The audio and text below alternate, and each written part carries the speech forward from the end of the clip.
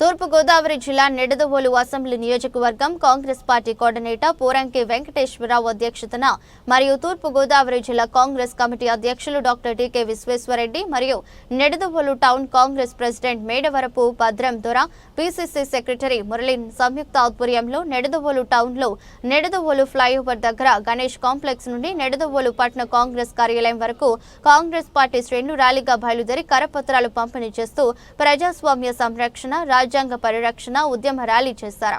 అనంతరం జిల్లా కాంగ్రెస్ పార్టీ అధ్యక్షులు డాక్టర్ టీకే విశ్వేశ్వరరెడ్డి మాట్లాడుతూ కేంద్రంలోని బీజేపీ ప్రభుత్వం భారత రాజ్యాంగాన్ని భ్రష్టు పట్టిస్తూ హిందూ రాజ్యాంగాన్ని అమలు చేయాలని ప్రయత్నాలు చేస్తుందని, భారతదేశంలో ఉన్న మైనార్టీలైన ముస్లింలు, క్రైస్తవులు, ఇతర మైనార్టీ వర్గాలకు రక్షణ లేకుండా చేసే ప్రయత్నం చేస్తున్నారని, దానిని అడ్డుకునే భాగంలో ఇంటింటికి కాంగ్రెస్ పార్టీ అని నినాదంతో ప్రతి ఇంటికి కాంగ్రెస్ పార్టీ ఏఐసీసీ తీర్మానాలను కరపత్రాల రూపంలో ముద్రించి పంపిణీ చేయడం జరుగుతుందని, ప్రజల్లో అవగాహన తీసుకువచ్చే ఉద్దేశంతో ఈ కార్యక్రమం చేస్తున్నామని అన్నారు.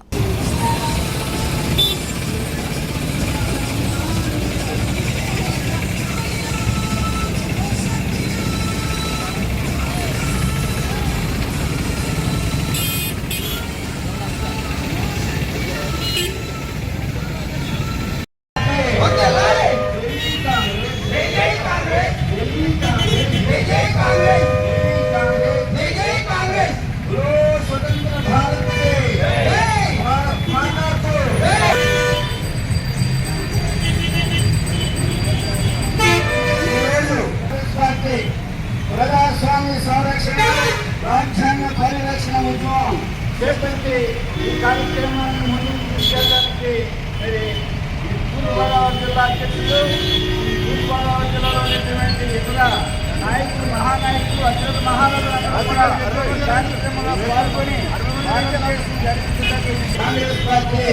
కాంగ్రెస్ పార్టీ దేశానికి రక్షణ, ప్రజలందరూ కూడా దేశం సౌభాగ్యంగా ఉండాలంటే కాంగ్రెస్ పార్టీని ముందుకు తీసుకెళ్ళాలి. ప్రజలందరూ కూడా ఒకరు సైతం వచ్చి కాంగ్రెస్ పార్టీని గెలిపించడం, ఈ ఓటింగ్ పార్టీని ఈ యొక్క భారతదేశం బీజేపీ పక్కన పెడతామని చెప్పేసి మన గాంధీ నెహ్రూల మన హిందురమ్మ నడిచింది, రాజీవ్ శ్వాస విడిచింది.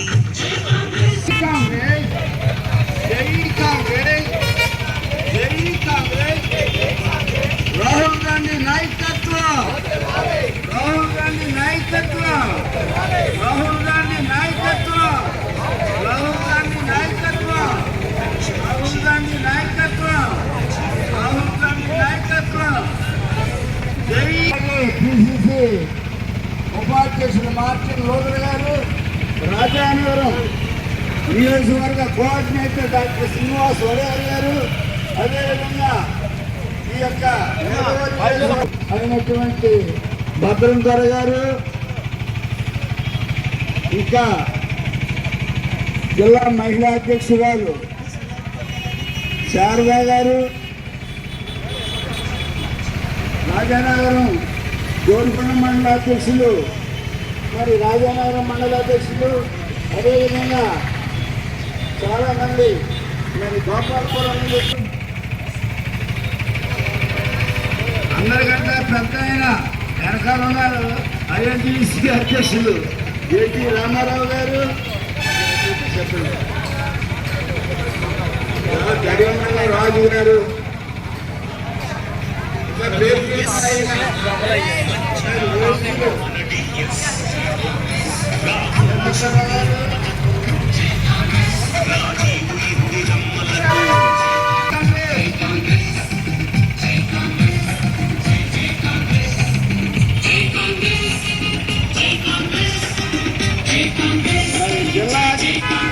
జిల్లా ప్రధాన కార్యదర్శి చిన్న మురళి గారు మరి ముందు ఉండి అందరికీ పరిచయం చేస్తున్నారు.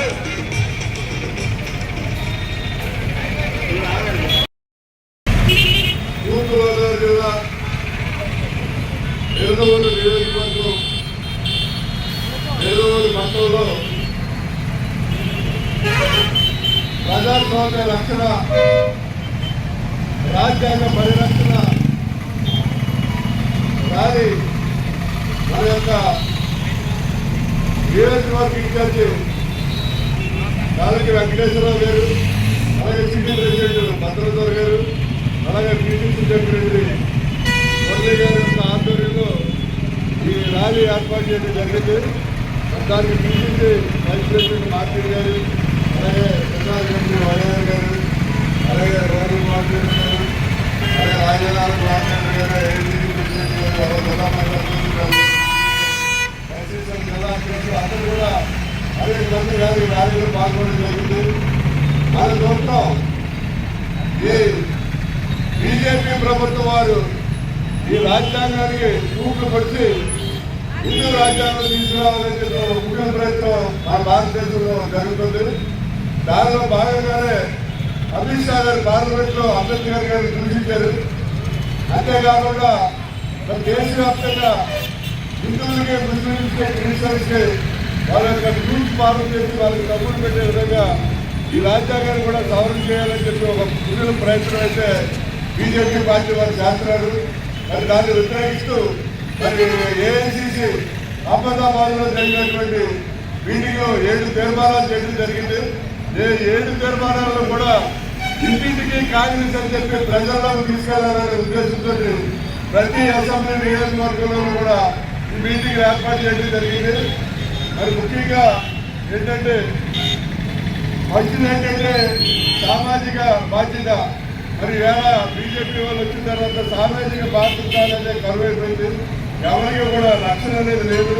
అలాగే మన శ్రమజీవులు, కార్మికులు వేళ భారతదేశంలో ఉన్నటువంటి ప్రభుత్వ ఇండస్ట్రీస్ కానీ, ప్రభుత్వ సంస్థలు కానీ అన్నీ కూడా ప్రైవేట్ పనులు చేసి రిజర్వేషన్ లేకుండా చేస్తున్నారు. కార్మికులకి సరైనటువంటి రిజర్వేషన్స్ కానీ, వాళ్ళకి సరైన వాళ్ళకి జీతపత్యాలు కానీ లేవు. అలాగే భారతదేశంలో మత విశ్వాసాలను రెచ్చగొట్టి మరి క్రిస్టియన్స్ కి, అలాగే ముస్లింస్ కి భారతదేశంలో స్థానం లేకుండా చేసి మరి ముస్లింస్ ఏమో పాకిస్తాన్, ఆఫ్ఘనిస్తాన్ పంపాలని, అలాగే క్రిస్టియన్స్ ని యూరోప్ కంట్రీస్ పంపాలని ఒక ముఖ్య ప్రయత్నం జరుగుతుంది. అలాగే 4 మహిళలు మన భారతదేశంలో కాదు ప్రపంచం మొత్తం మహిళలు 50 లక్షలు ఉన్నారు. కానీ మహిళలకి సరైన రిజర్వేషన్ కాంగ్రెస్ పార్టీ వస్తే మహిళలకు 50% రిజర్వేషన్ ఇస్తామని చెప్పి రాహుల్ గాంధీ గారు మరి ఏఐసిసి మీటింగ్ లో చెప్పడం జరిగింది. అలాగే వ్యవసాయదారులకు గిట్టుబాటు ధర లేదు.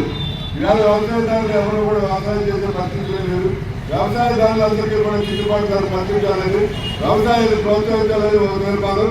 ఇంకా ఆ రోజు ఏంటంటే కురుకుపోతున్న ఆర్థిక వ్యవస్థ. ఇవాళ మన భారతదేశంలో ఆర్థిక వ్యవస్థ పూర్తిగా కుంగిపోయింది. నరేంద్ర మోడీ గారు ఎవరికి చెప్పట్లేదు.